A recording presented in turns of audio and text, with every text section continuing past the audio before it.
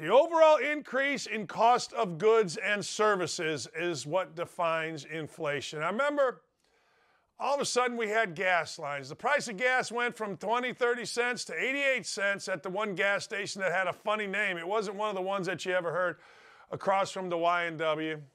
My mother, my father, on a strict budget, as they were both teachers, were talking about two things. One, how much groceries skyrocketed, the price of groceries, and two, how long it took to get gas.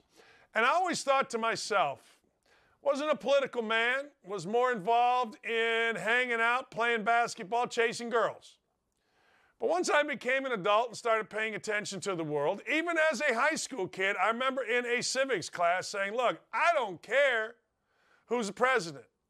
In fact, I was probably a Democrat because I lived in Gary, Indiana. Unions were big. Everybody was a Democrat. Richard Hatcher was stealing all the money, watching all the town go shoop. Anyway, I remember saying, look, it seems to me like out of a president, we should never want to hear the word inflation.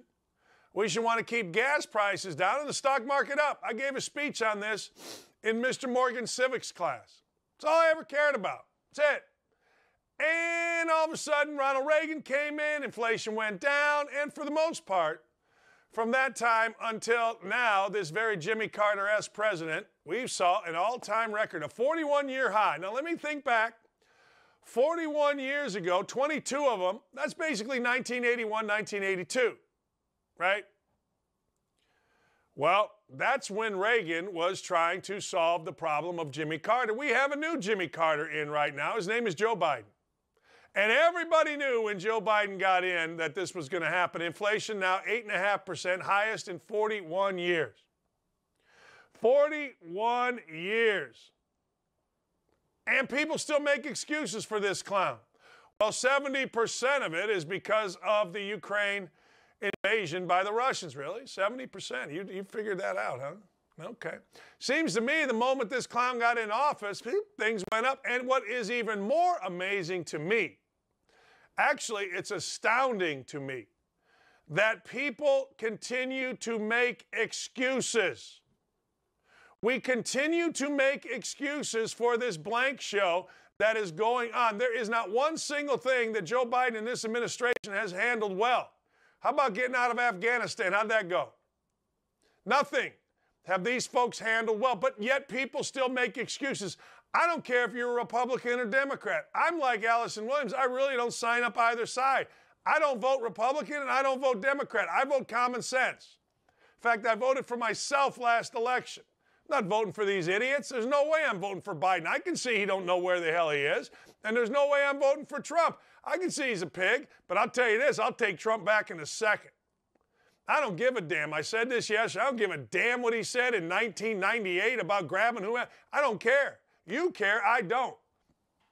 I'm not looking for any moral compass. What I'm looking for is keep inflation down, and these clowns in office keep inflation up to the point where a bird actually crapped on your president yesterday. I'll never understand. You can hit me with all your little tweets.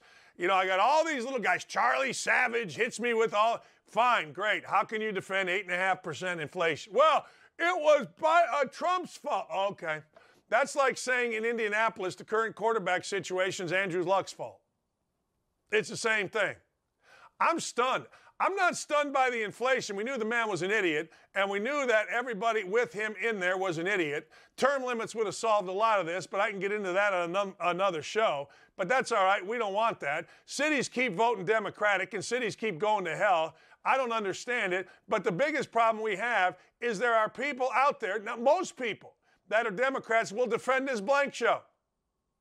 I got one guy, well, I will vote for anybody but Trump. Why? Mean tweets. He's mean to people. Stop. I don't care. You care, great. You care about 8.5% inflation, or you don't care about 8.5% inflation because Donald Trump's not in there, because you don't have to read a mean tweet. You're an idiot. I'm sorry, you're an idiot. If you can't see what's happening and at least have a discussion about why 8.5% inflation in March is not good, I can't help you. There's nothing I can, you're gone. You have no common sense. You have no ability to discuss And I see it. I mean, I could open up my Twitter right now and see it. Well, you know, but Trump. Okay, well, this isn't Trump. All right, this isn't Trump.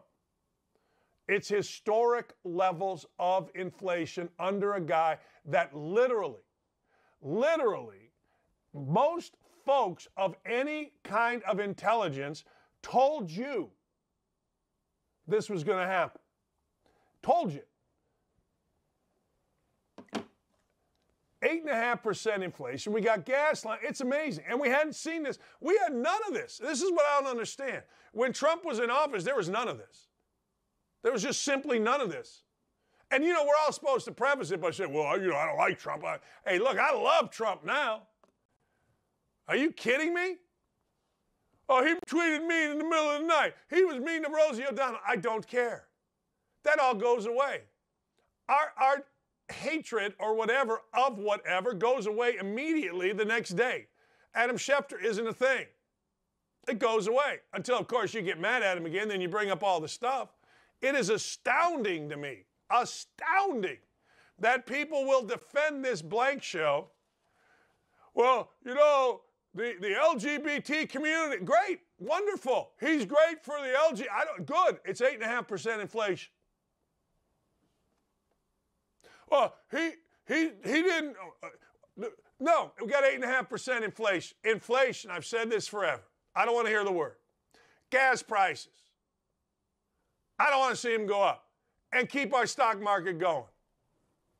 Well, you're selfish. Fine, I'm selfish. We all should be a little selfish about what we want out of a president. If you want a president that's perfect morally, you haven't had it in your lifetime. Let's just put it that way. I mean, JFK is the greatest of all time, supposedly, and he was stooping everything that walked right in front of his wife. I mean, just stop with the stupid. 8.5% inflation. That drives me. Well, he took over a blank show. It's been 2 years. What are you doing? Do something. What about January 6th? I don't care. I got 8.5% inflation. I'll let the Department of Justice figure out January 6th. Well, what about Kavanaugh? Don't care. You embarrassed yourself. Same people that are happy about inflation or praising this clown in the White House are saying, well, Kavanaugh shouldn't be at White because he drank beer at a party in high school. Shut up. Shut up. It's time we stepped up, and I got no problem stepping up. That is why, once again, ladies and gentlemen, I love being on Outkick.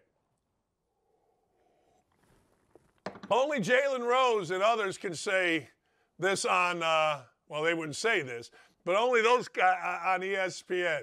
Guy like me, 58-year-old white guy, 59, excuse me. Oh, there'd have been a hook pulling me off the set. A bird crapped on Joe Biden. You know what? That's good luck. And I want Joe Biden to be successful. I'm not against anybody. You're the president. I got 3 things for you. Rehearse with me. I don't want to hear the word inflation. Gas prices down.